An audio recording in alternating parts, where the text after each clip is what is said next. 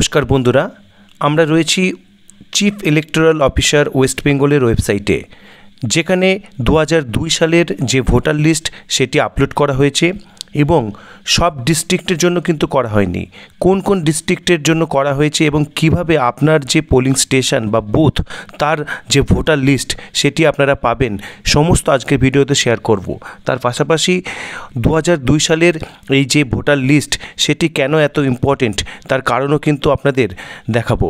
তার পাশাপাশি এটাও জানাবো যে এই 2002 সালের যে ভোটার লিস্ট সেখানে যদি আপনার নাম থাকে তাহলে কেন আপনাকে এনুমেরেশন যে ফর্ম ফিল আপ হবে সেখানে আর কোনো সাপোর্টিং ডকুমেন্টস জমা দিতে হবে না, তার যে অর্ডার কপি সেটিও কিন্তু আপনাদের সঙ্গে শেয়ার করব।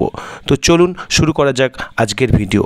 তো আমরা রয়েছি WBCO যে ওয়েবসাইট, সেখানে যার লিঙ্ক এই ভিডিও ডেসক্রিপশানে আপনারা পেয়ে যাবেন।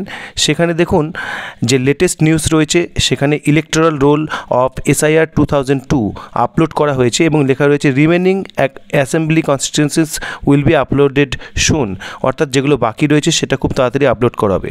অর্থাৎ স্পেশাল ইন্টেন্সিভ যে রিভিশন হয়েছিল 2002 সালে সেটি যদি আমরা ক্লিক করি তাহলে দেখুন আমাদের সামনে এরকম একটি পেজ খুলে যাচ্ছে, যেখানে বিভিন্ন ডিস্ট্রিক্টের নাম রয়েছে যার ভোটার লিস্ট অলরেডি পাবলিশ করা হয়েছে। এখানে কোন কোন ডিস্ট্রিক্টের নাম রয়েছে দেখুন: কোচবিহার, জলপাইগুড়ি, দার্জিলিং, উত্তর দিনাজপুর, দক্ষিণ দিনাজপুর, মালদা, নদিয়া, হাওড়া, হুগলি, মেদিনীপুর এবং বাঁকুড়া। এবং বাকি ডিস্ট্রিক্টের কিন্তু এখানে নাম নেই এবং যেমনটা বলা হয়েছে হয়তো খুব দ্রুত এটি আপলোড করা হবে। তাহলে আমরা দেখে নিই কীভাবে পেতে পারি। ধরুন এখানে আমরা ডিস্ট্রিক্ট হিসেবে হুগলি সিলেক্ট করলাম।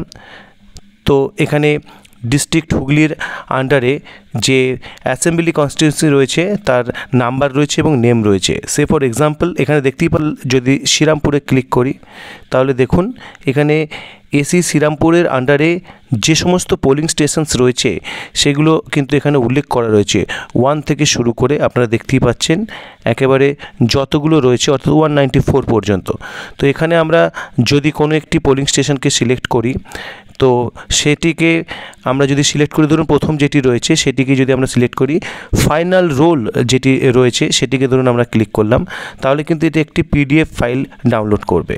এবং এটি আমরা যদি ডাউনলোড অপশানে যাই তাহলে কিন্তু দেখতে পাবো যে 2002 সালের যে ভোটার লিস্ট সেটি কিন্তু আমাদের সামনে চলে এসছে। এখানে কিন্তু যদি আপনার নাম থাকে তাহলে সেই যে পেজ সেটি শুধু অ্যানেক্স করে দিলেই কিন্তু আপনার এনুমেরেশন যে ফর্ম ফিল আপ হবে সেখানে কিন্তু যথেষ্ট বলে পরিগণিত হবে। তো চলুন, এই যে কথা বলা হচ্ছে যে এই লিস্টে আপনার নাম থাকলে সেটি যথেষ্ট, তার পিছনে যে গভর্নমেন্ট অর্ডার রয়েছে সেটি আপনাদের সঙ্গে এবার শেয়ার করব। এবং এটি বিহারের জন্য প্রযোজ্য 24 জুন 2025। এই অর্ডারের একটি বিষয়ে আপনাদের নজর দিতে অনুরোধ করব। দেখুন 5 নম্বর পয়েন্টে বলা হয়েছে, the last intensive revision in Bihar was done in 2003, অর্থাৎ ওয়েস্ট বেঙ্গলের ক্ষেত্রে যেটি 2002।